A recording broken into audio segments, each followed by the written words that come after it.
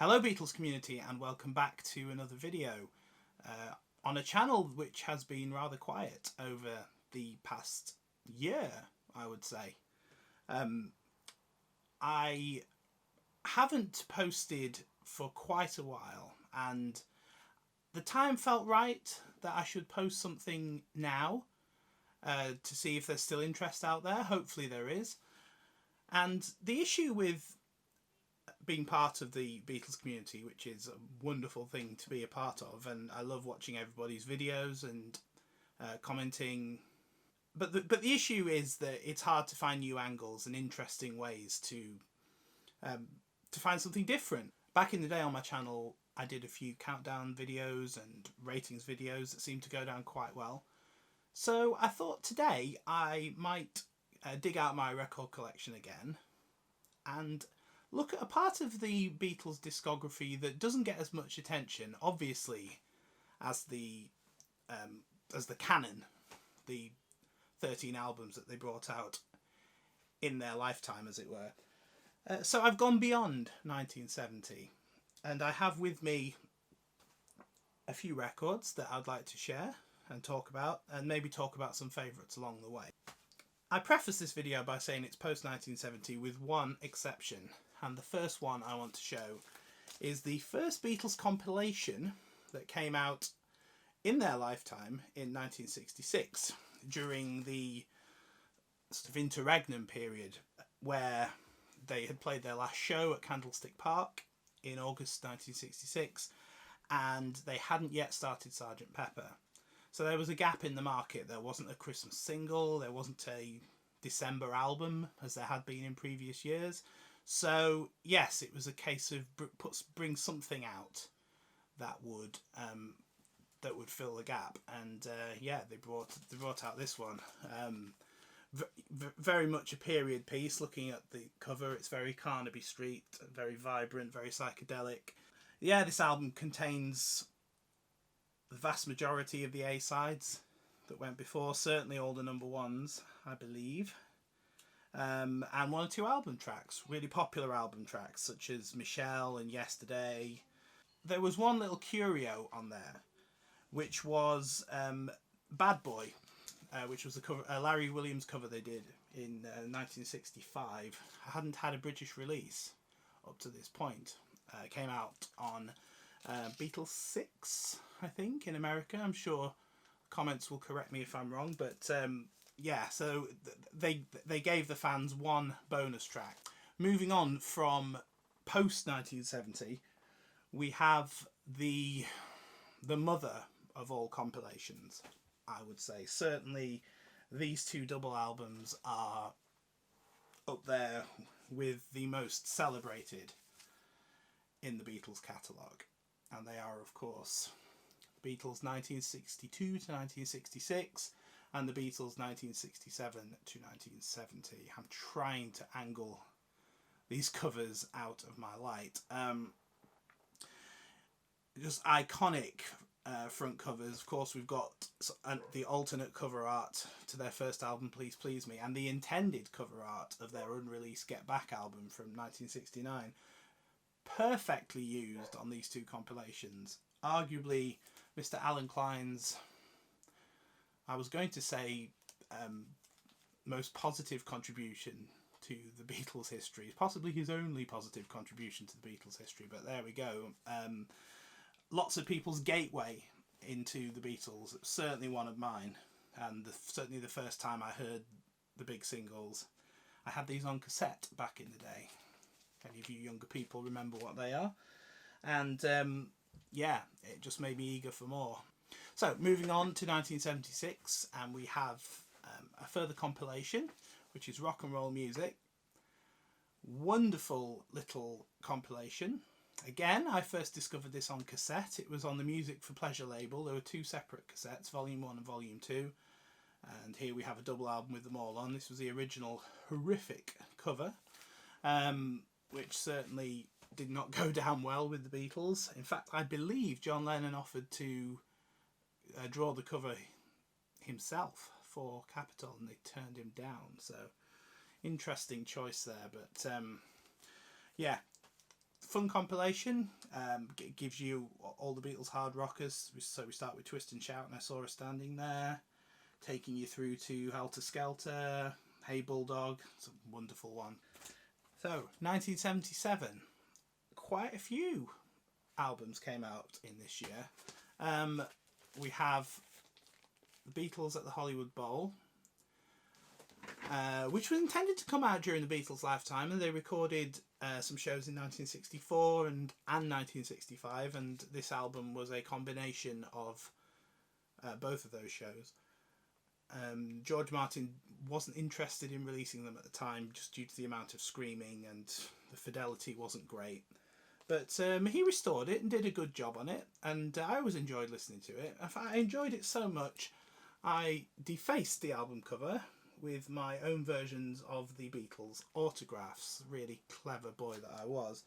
Yeah, they don't pass muster, do they? And then in 2016, they revisited the Beatles at the Hollywood Bowl, and Giles Martin took that one and remixed it. Certainly applied modern techniques to it to sort of beef it up a little bit. And I'm not sure which one I prefer, actually. There are certain things about the original release that I really like, and certainly this has more bass and more drums on it, and it's certainly got that sort of oomph to it. But the cover, the cover. Such a bad cover. What is wrong with this one? Why couldn't we just reuse it? I don't know. But there we go. They had a film to promote, didn't they? So that's what happened there. Also in 1977, we have the Beatles love songs. And my personal connection to this was the very, very first Beatles record of any description that I ever heard. This belongs to my mum, and yeah, it was sitting in her record collection, and I pulled it out and popped it on, and I was hooked from there on in. As soon as I heard the first track, Yesterday, I'll Follow the Sun, I Need You, Girl in My Life, Words of Love, Here, There and Everywhere, that's the first side. It's all over the place, obviously, chronologically, but I still sometimes expect to hear the songs in that order, if that makes sense. So yeah, I'm very fond of that compilation. It's you know, objectively, it's not a great compilation. It's a little bit of a cash-in, but it'll always have a place in my heart. So that's the Beatles love songs right there. So 1980, an infamous year in Beatles lore. We have a few compilation albums. We have this. I believe it's 1980. I hope it is. Now I've said that. Yeah, they brought out the Beatles Collection, which was a vinyl box set, similar colour to this, in fact. And this was the bonus album on it. And on this record, they were rarities in the sense that they didn't appear on any other British albums at that particular time. So you have the Wildlife version of Across the Universe as opposed to the one on Let It Be. You got B-sides like Yes It Is, This Boy, The Inner Light, I'll Get You, Thank You Girl. You've got the German versions of I Want to Hold Your Hand and She Loves You, got You Know My Name, Rain, She's a Woman, and then we have the songs from the Long Tall Sally EP, which never appeared on a British album. So you get Matchbox, I Call Your Name, Slow Down, and Long Tall Sally. They put Bad Boy in there again, just in case you missed the Beatles Oldies collection. And we get I'm Down, which is the B-side of Help, of course. So that kind of, if you had that probably tidied up a lot of the loose ends. Not all of them, but a lot of them. And there's an album coming later on that probably does a better job of that. But yeah, a very important album at the time. The Americans also had a version of Rarities, which I do have downstairs, but I'm only looking at British releases in this particular video. Okay, next up we have the Beatles Ballads with some alternate artwork from what should have been the White Album when it was called A Doll's House, I think. So yeah, that's quite a striking album cover there. And it comes so hot on the heels of Love Songs. There's quite a lot of overlap there. But I had this before I had the White Album, so this was the first time I heard Blackbird, I believe, and the first time I heard Till There Was You. Yeah, so as I was growing up, these must have been around second-hand stores and things like that, because I remember picking these up off markets and things like that. So yeah, I will have heard Across the Universe off here probably before I heard it on anything else, because I think I got this before 67 to 70. So again, like Love Songs, it's kind of a throwaway now, but it kind of means something to me. I'll pop it on every now and again. So this one coming up here was a great big box compilation, the Beatles Box, which was an exclusive at the time from EMI World Records. I don't think it was available in shops at the time. And I had a Beatles discography book as I was growing up, and it sung the praises of this so much. And I think one of the reasons that it sung the praises was obviously it was a deeper dive than the 67 to 70 and 62 to 66, but also there are quite a few strange mixes on this. There's quite a few curios. So you get the hi-hat intro to All My Loving, you get a sort of strange hybrid of I Am the Walrus, with the extra bar in there. Yeah, and quite a few little mixes of things. I believe, is this the one with And I Love Her? The riff repeated 6 times at the end instead of 4. Things like that. And obviously, I was 0 years old in 1980, so I didn't get it at the time, but I picked it up off eBay about 15 years ago now. And yeah, it's a good play. I put it on from time to time. Moving on, 1982, we have Real Music, which was a bit of a cash-in again. This is a compilation of songs from the Beatles movies.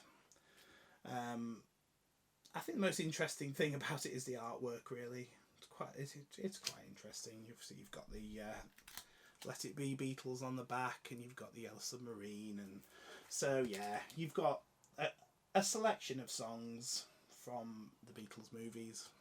So, moving on to 1988. This next one I'm going to share is inextricably linked with the rest of the Beatles catalogue now, as it officially tied up the loose ends of all the songs that were not included on the officially released Beatles albums within their lifetime, and that is, of course, Past Masters Volume 1 and 2. So outside of things like the Beatles Box, which did have this is the first time, I believe, in the UK that you got the single version, the Ringo version of Love Me Do. You get the German versions of I Want to Hold Your Hand and She Loves You. You get all those B-sides. You get the Long Tall Sally EP, Bad Boys on here. And then moving into what was originally Past Masters Volume 2, you get one of the greatest sides of Beatle music ever. You get Day Tripper, We Can Work It Out, Paperback Writer, Rain, Lady Madonna, The Inner Light, Hey Jude and Revolution, all on one side of vinyl, which is rather glorious. And yeah, I got this on a cassette in the early 90s, and this was the first time I'd ever heard You Know My Name. So yeah, it absolutely felt like a bit of an Aladdin's cave for a Beatles fan who thought they had everything, and then obviously you get this and you get literally everything.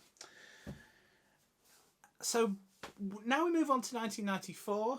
I was 14 in 94, so I was proper indoctrinated into Beatledom at this point. So there was a huge amount of fanfare when they announced they were releasing the compilation of the BBC material. I'm showing here the 2013 reissue of that. The original was a sepia cover. This is a black and white one. And once again, you realise that there was so much more to the Beatles than what you heard on those albums. This is chock full of songs that never appeared on albums, that were staples of their Liverpool and Hamburg sets. And yeah, they just kind of knew them in their sleep. So over 1963 to 65, I believe this compilation covers, you get a vast amount of material. And in 2013 they brought out the sister volume on air, which doesn't have quite as many rare tracks but has lots of different versions of release songs. And there are one or two things on there that weren't on the first one, things like I'm Talking About You, Beautiful Dreamer, and just some generally really nice versions of familiar songs, just to show what a great little live band the Beatles were. 1995, which was the year a lot of people got into the Beatles for the first time through the Anthology. I obviously have the Anthology on CD, which is what I got it on at the time, and I only have one of them on LP, which I will show here just to represent the releases. This is volume 3. Yeah, I mean, this was... It wasn't pre-internet technically, but it was pre-internet for a lot of people, and you couldn't just click onto YouTube and find a series of outtakes. You know, this was the first time that a lot of people heard these, and just really eye-opening to see the process and the way the Beatles put these masterpieces together. And in almost every single case, unlike someone like Dylan, for example, when you listen to his bootleg series, you think, why did he not release that? And whereas with the Beatles, their quality control was absolutely impeccable, and generally speaking, what ended up on their albums was the very best version of that. Off the top of my head, Leave My Kitten Alone, you could probably argue should have been on Beatles for Sale. Other than that, most of the things that are included on Anthology, the studio version is superior. The final released studio version is superior. So yeah, that was 95. Then we moved to the end of the millennium, and in 1999, the Yellow Submarine movie got a release on DVD for the first time. And it was accompanied by this, and I adore this record. This is such a great listen, and I think the reason it's such a great listen is this is kind of the first time that the Beatles stuff was really remixed as opposed to remastered. And this isn't, unlike the official Yellow Submarine album, there's no George Martin orchestra on side 2, so we have all the songs from the original release on side 1, plus everything that appeared in the movie, whether it be a snippet or a full song. So we get Eleanor Rigby, we get Love You Too, Lucy in the Sky, Think for Yourself, Sgt. Pepper's With Little Help, Baby You're a Rich Man, When I'm 64, and Nowhere Man, in addition to everything that was already there. I come back to this one a lot. So, New Millennium, and we have now the compilation album that probably reached the most people, this is the biggest audience. This was, I think, the biggest selling... Was it the biggest selling album of the first decade of the 2000s? I'm going to say it was. It's Beatles 1. An awful lot of people bought this on CD when it came out. It was re-released on vinyl in 2015, and again, this is the remix. These were all remixed by Giles Martin. But yeah, this is every song that went to number 1 in the UK or the US. I have a few issues with this. Most Beatles fans have an issue with this in that you obviously don't get Strawberry Fields because it wasn't number 1. But you do get Penny Lane. You don't get Please Please Me because it wasn't number 1 on every chart, but it absolutely should be here. Yeah, so there's a few omissions that worry me. But if you want just a good old-fashioned classic Beatles, songs everyone knows, you can't really go wrong with this one. Anyone who follows Beatles lore will know that Paul McCartney had a massive issue with the original Let It Be album, thanks to Phil Spector's production of it. So in 2003, Let It Be Naked came out. Stripped back, as nature intended, so to speak, with a bit of a reworking. And I don't know how I feel about Let It Be Naked. I always enjoy it when I listen to it, but I think I prefer the original, just because that's the one I've always known. I like the spoken links on the original. What this does have going for it is you get Don't Let Me Down, which of course should have been on that record to begin with. We get a much nicer version of Across the Universe stripped back. The Long and Winding Road, well, controversial moment of the video. I really like the Phil Spector version of The Long and Winding Road. But yeah, I might be alone in that. I love those strings. I could do without the choir, but I love the strings. Yeah. And the last one I have for this video is a absolute... I wasn't sure what to expect when I heard this was coming out. I thought it might be sacrilege. The Beatles Love, known as the Mashup album. But it's absolutely phenomenal. I come back to this all the time. Giles Martin and George, of course, his father, did an amazing job mashing some of these songs together. It's a great listen, takes you through their whole career. I would give my right arm to see the Cirque du Soleil show that it accompanies. But as a listen, it's absolutely brilliant. So, yeah, this is well worth your time. So there we have it. So if you have stuck with the video up to now, thank you so much. It's nice to be back in front of the camera again, and I hope you enjoy the video, and I will see you next time. Thank you. Bye bye.